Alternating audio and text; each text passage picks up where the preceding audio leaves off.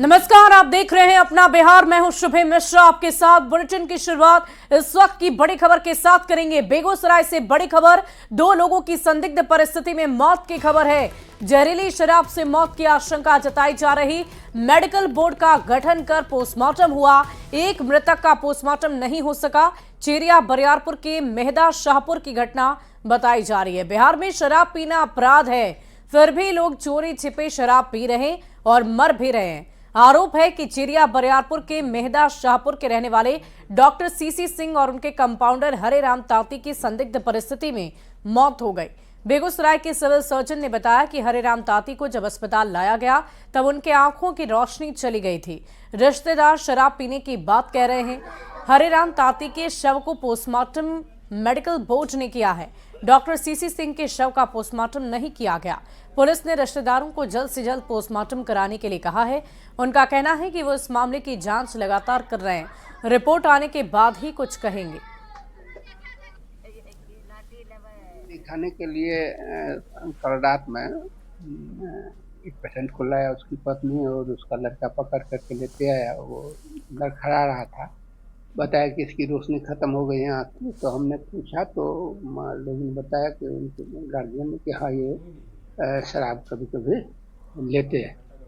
तो हमको लगा कि इस शराब का ही होगा, तो उनको विटामिन वगैरह जो भी इलाज होना चाहिए वो दिया और जांच भी उसको लिखा गया और उसको सदर अस्पताल लाने के लिए बोला कि सवेरे जाएंगे। तो लेकिन सवेरे में वो बाथरूम से लौट करके आया और एकाएक सीरियस हो गया। उसके बाद उसको बचाया नहीं जा सका। जी, हम लोग लगातार इसमें कार्रवाई करते हैं। निरंतर हमारा शराब के विरुद्ध जो भी आसूचना होती है उसमें निरंतर कार्रवाई और की जाती है देशी शराब के विरुद्ध में। अभी इसमें हम लोगों ने मेडिकल बोर्ड से पोस्टमार्टम करवाया है व्यक्ति का और हम लोग इसके बारे में जानकारी इकट्ठा कर रहे हैं। सर, एक ही व्यक्ति का पोस्टमार्टम हुआ, दूसरे व्यक्ति का जिसमें कहा दूसरे व्यक्ति के बारे में जो सूचना मिली है उनसे हमारे ऑफिसर जाकर के उसमें रिसमत कार्रवाई। और इस पूरी खबर के अधिक जानकारी के साथ बेगूसराय से न्यूज 18 संवाददाता संतोष कुमार फोन लाइन पर है। संतोष, क्या इस बात की पुष्टि अब तक हो पाई है कि वाकई इनकी मौत जहरीली शराब के सेवन से हुई? जी देखिए, जैसा कि हमारी सर्जन से या बेगूसराय के एसपी मनीष से बातचीत हुई है तो उनका कहना है कि ये शंका जाहिर की जा रही है क्योंकि ये लोग जो है मेडिकल लाइन से ही जुड़े हुए थे। तो कहीं न कहीं दूसरे कुछ जैसे कफ सिरप, प्रतिबंधित कफ सिरप पीने की भी बात एसपी के द्वारा बताई गई है। तो वही सिविल सर्जन का कहना है कि जैसा परिजनों ने बताया था, जब इलाज के लिए उन्हें लाया गया था उस वक्त उनके आंख की रोशनी चली गई थी हरे राम तांती की, और शराब पीने की बात भी परिजनों ने बताई थी। तो कहीं न कहीं ये बात स्पष्ट है कि शराब पीने से ही उनकी मौत हुई है। लेकिन जो प्रशासनिक लोगों का कहना है, जब तक पोस्टमार्टम रिपोर्ट नहीं आ जाता और इसकी पुष्टि नहीं हो जाती तब तक उन लोगों के द्वारा कुछ भी बताना जो है वो ज्यादती होगी। तो पोस्टमार्टम रिपोर्ट की प्रतीक्षा की जा रही है। मेडिकल बोर्ड का गठन किया गया था और उसकी देखरेख में जो है हरे राम तांती के शव का परीक्षण किया गया था। हालांकि दूसरे जो चुनचुन सिंह हैं उनके शव का परीक्षण नहीं किया गया था और इसके लिए लगातार जो है पुलिस उनके परिजनों से संपर्क स्थापित कर रही है। एसपी मनीष ने भी बताया कि अगर उनका जो परिजनों के द्वारा परीक्षण नहीं करवाया जाएगा तो उन पर भी कार्रवाई की जाएगी जी। तो अभी चलिए, बहुत बहुत शुक्रिया संतोष हमारे साथ जुड़ने के लिए, तमाम जानकारी के लिए। तो मेडिकल बोर्ड का गठन हो गया है, पोस्टमार्टम हो गया है, रिपोर्ट का इंतजार है। और ऐसे में बेगूसराय में संदिग्ध मौत पर न्यूज 18 पूछता है सवाल कि संदिग्ध मौत की जांच तेजी से क्यों नहीं होती है? क्या पुलिस मामले की लीपापोती में लगी हुई है? क्या ऐसी भी कोई बात है? और पहले की घटनाओं से पुलिस सबक क्यों नहीं लेती? बार बार इस तरह की घटनाएं घटती है, आखिर पुलिस जल्द से जल्द कार्रवाई क्यों नहीं कर पाती?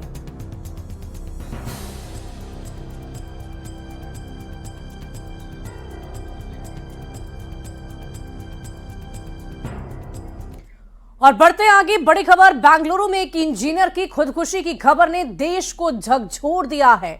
इंजीनियर ने पारिवारिक कारणों के चलते फांसी लगाकर खुदकुशी कर ली और सुसाइड से पहले 24 पेज का नोट भी छोड़ा जिसमें उसने पत्नी और उसके रिश्तेदारों पर उत्पीड़न का आरोप लगाया। अतुल सुभाष बिहार के समस्तीपुर के रहने वाले थे। अतुल सुभाष की मानसिक पीड़ा का अंदाजा इस बात से लगाया जा सकता है कि मरने से पहले उन्होंने 1.5 घंटे का वीडियो बनाया 24 पन्नों का सुसाइड नोट लिखा और खुदकुशी से पहले अपने सारे जरूरी कामों को खत्म करने के लिए एक नोट भी तैयार किया था। अतुल ने अपनी सुसाइड नोट में इस बात का भी जिक्र किया कि उनको सताने वालों को सजा मिले। मृतक की पत्नी यूपी की रहने वाली है। मृतक के परिवार वालों ने बेंगलुरु के मराठा हल्ली में एफआईआर दर्ज कराई है। अतुल सुभाष के भाई विकास कुमार ने यह आरोप लगाए कि उनकी पत्नी, उसकी मां, उसके भाई, उसके चाचा ने झूठे मामलों में उसे फंसाया था। इन मामलों के लिए 3 करोड़ रुपए की मांग की गई थी।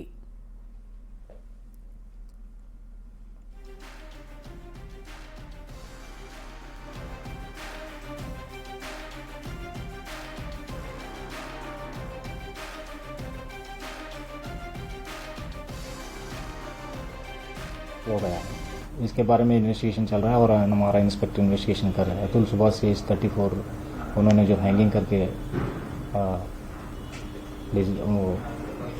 सुसाइड हो गया था, उसके बारे में छानबीन चल रहा है। सर कोई टीम उत्तर प्रदेश भी गई है? अभी हमें टीम बनाया है, सो PSI अभी जा रहे हैं उधर। और सर क्या आरोप क्या लगाए गए थे sir? Abetment for suicide this 108 of BNS।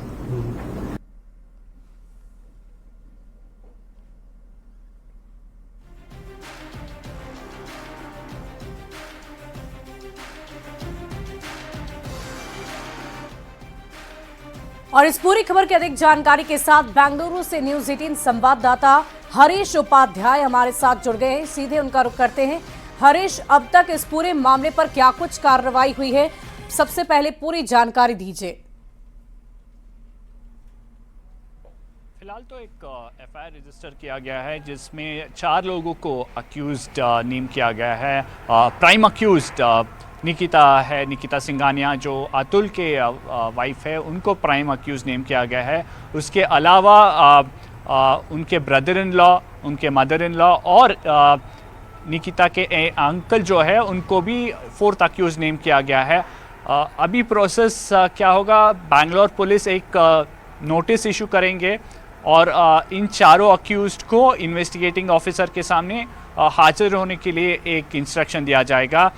At the same time एक टीम जाएगा उत्तर प्रदेश जौनपुर पर, जाके ये नोटिस देंगे और परहैप्स थोड़ा प्राइमा फेसी इन्वेस्टिगेशन भी होगा उधर। इन द मीनवाइल ये इन्वेस्टिगेटिंग टीम जो है वो डिटेल्स कलेक्ट कर रहे हैं कोलीग से और कुछ उल्लेख जो किया है उन्होंने इस डेथ नोट में, उसको भी वेरीफाई करेगा ये टीम। हरीश, हम आपसे ये भी जानना चाहेंगे कि अतुल ने सुसाइड किया, उसके बाद पुलिस वहां पर पहुंची होगी। पुलिस की तरफ से क्या कुछ सबूत भी एकत्रित किए गए हैं उस घर से, और अतुल के शव को क्या ले जाया जा रहा है अभी कहीं पोस्टमार्टम के लिए, या ऐसी भी कोई जानकारी आपके पास?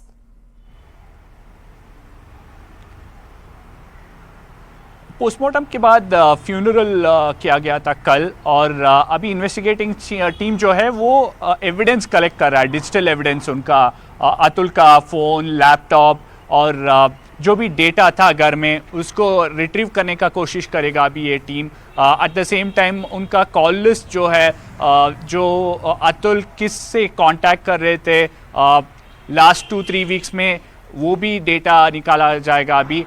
उसके अलावा उनके कोलीग्स जो है उनसे भी बात किया जाएगा, और उनके फैमिली जो है इधर बैंगलोर में था फ्यूनरल के लिए और वापस जा रहे समस्तीपुर, उनका भी स्टेटमेंट रिकॉर्ड किया जाएगा।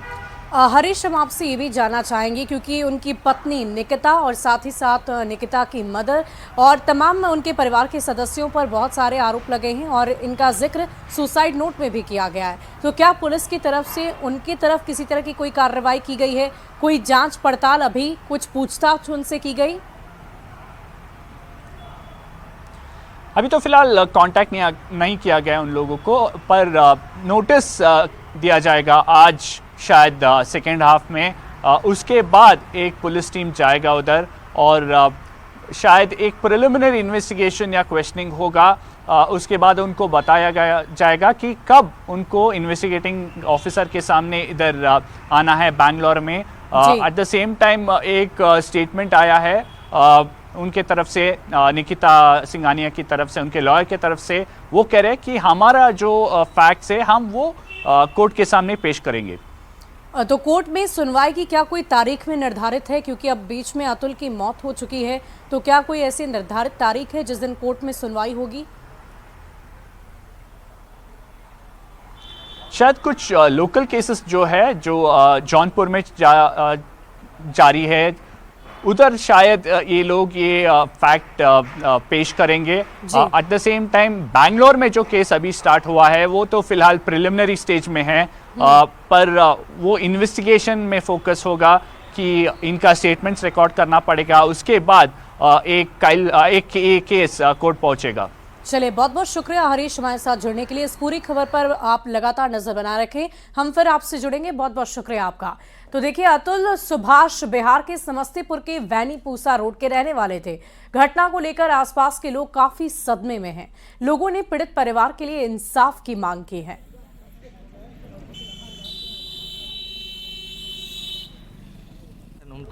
बहुत अच्छा आदमी थे। अच्छा। हाँ, कोई से लड़ना झगड़ा नहीं जानते थे। अच्छा। सबसे हिले मिले थे, हंसी मजाक सब होता था, तो कभी कोई से तकलीफ नहीं थी।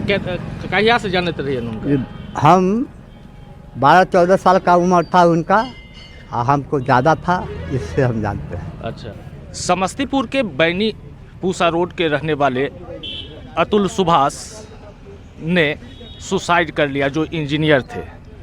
ये उनके घर की तस्वीर है जहां उनके परिवार के लोग, उनको जानने वाले यहाँ इकट्ठे हुए हैं, और जो जानकारी मिले हैं उनके परिवार के जो उनके पिता थे और अन्य लोग थे वहाँ पे गए हुए हैं, और उनके ये भतीजे हैं। क्या कुछ जानकारी है इसमें? हम लोग को तो अभी यही जानकारी है सर कि उन्होंने जो हरासमेंट फेस की उसके वजह से उनको सुसाइड अटेम्प्ट करना पड़ा, और कर लिया उन्होंने सुसाइड।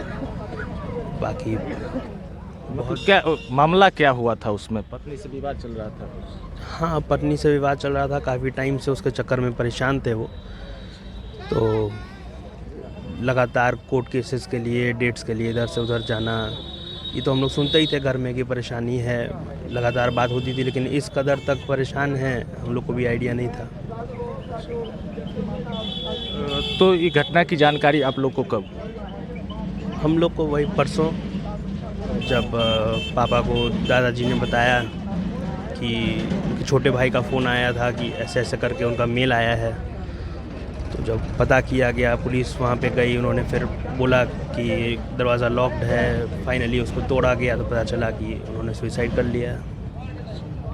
तो वही दादाजी को पता चला, उन्होंने पापा को बताया, हम लोग को बताया। पड़ोसी हुए। अच्छा। क्या कुछ जानकारी मिली? तो सुने ठीक है कह रहे हैं बात इनका। तो कैसा स्वभाव था? अच्छे स्वभाव के थे। अच्छे स्वभाव के साथ न्याय मिलना चाहिए, न्याय मिलना चाहिए। तो यहाँ पे और भी कुछ लोग हैं। और ये आपका नाम क्या हुआ? हमारा नाम मिथिलेश कुमार हुआ। कौन हुए आप उनके? पड़ोसी है। पड़ोसी है। क्या कुछ जानकारी मिली है? हम लोग को तो सर 10 तारीख के सुबह में जानकारी मिली, जैसे जैसे हम लोग सुबह उसको बोलते थे, सुबह को ऐसे ऐसे सुसाइड कर लिया। फिर हम लोग पता लगाए कि भाई सही है घटना या अफवाह है, तो फिर बाद में हमको सही जानकारी मिली कि नहीं ये घटना सही है। और वो वहाँ जहाँ पे बेंगलुरु में रहता था, और यहाँ कुछ लोग आए खोजने के लिए कि भाई दुकान भी बंद है उनका और घर भी बंद है, तो पता लगा गया था, मालूम चला जो उनके परिवार के लोग वहाँ उन लोगों को देखने के लिए गए हैं, और ये घटना की जानकारी मिला। तब से हम लोग जो है तो काफ़ी परेशान है कि बच्चा के साथ कैसे क्या हो गया। तो कितने दिन से ये विवाद चल रहे थे, आप लोग को जानकारी कुछ? उनकी शादी ऐसे तो 19 में शादी हुई थी उनकी, ठीक है। कैसे विवाद चला, उनका एक बच्चा भी है जो हम लोग को जानकारी में है, और बच्चा से भी उनको मिलने नहीं दिया जाता था, और पारिवारिक कलह वहाँ से चल रहा था, जिसके वजह से हमको लोग को जानकारी मिला कि कुछ केस वगैरह भी है, 5-7 केस वगैरह भी चल रहा है।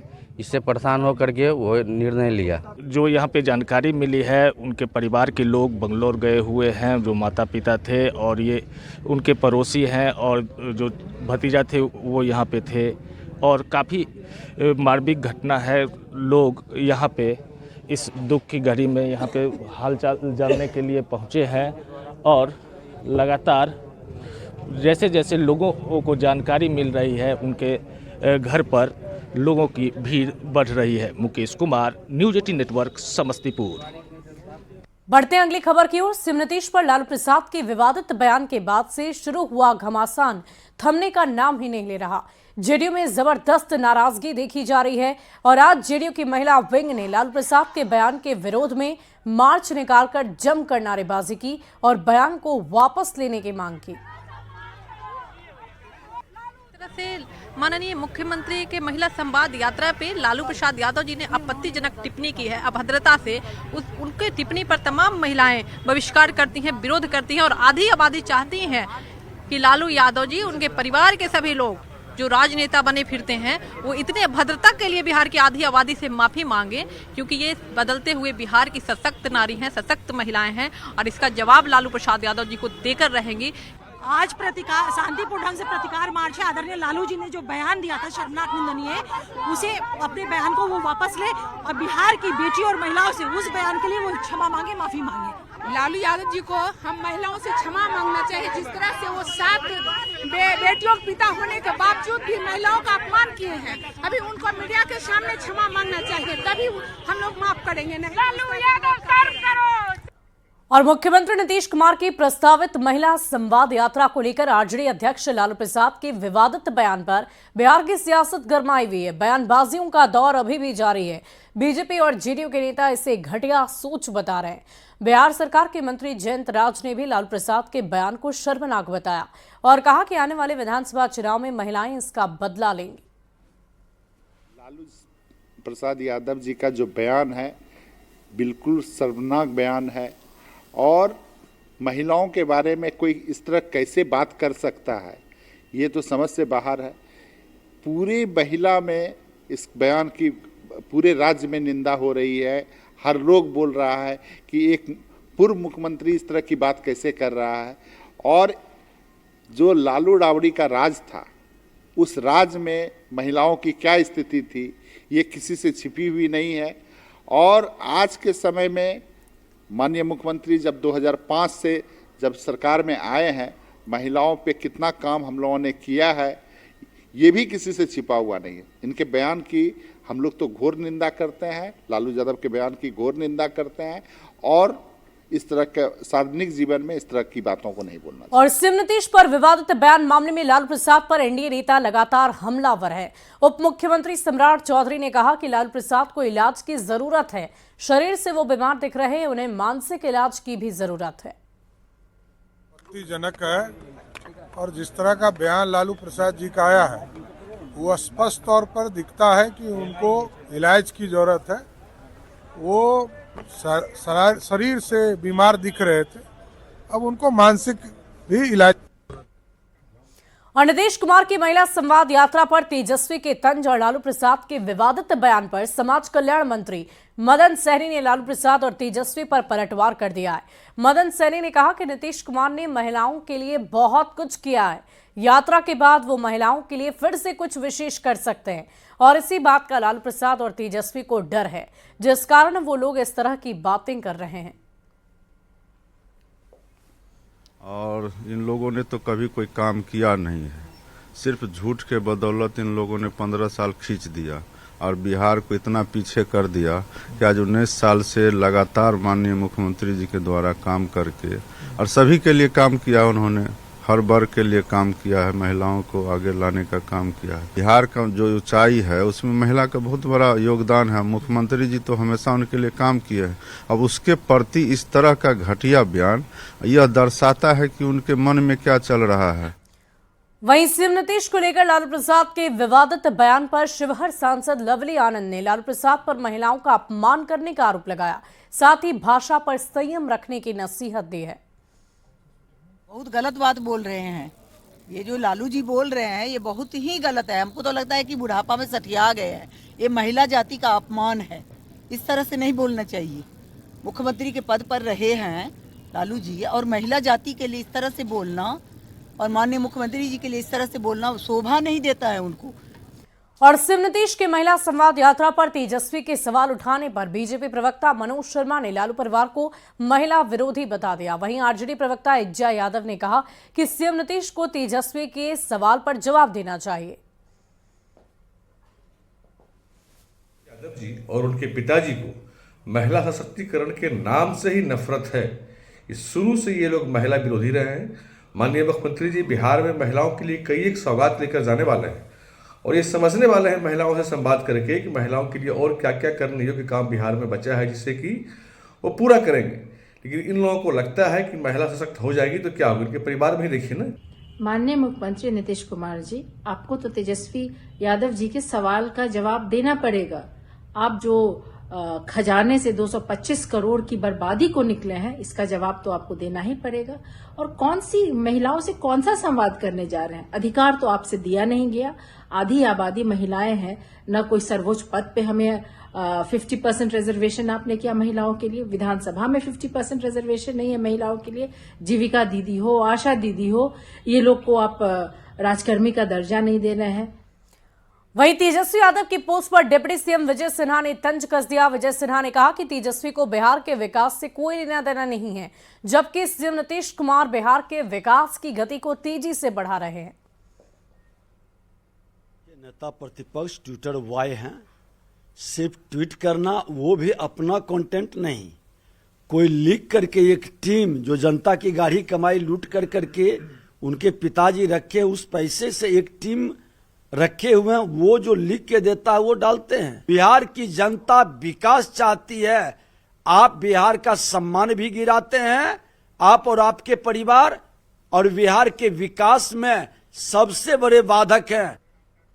और फिलहाल इस बुलेटिन में अभी के लिए बस इतना ही, लेकिन न्यूज़ 18 बिहार झारखंड पर खबरों का सिलसिला लगातार जारी है।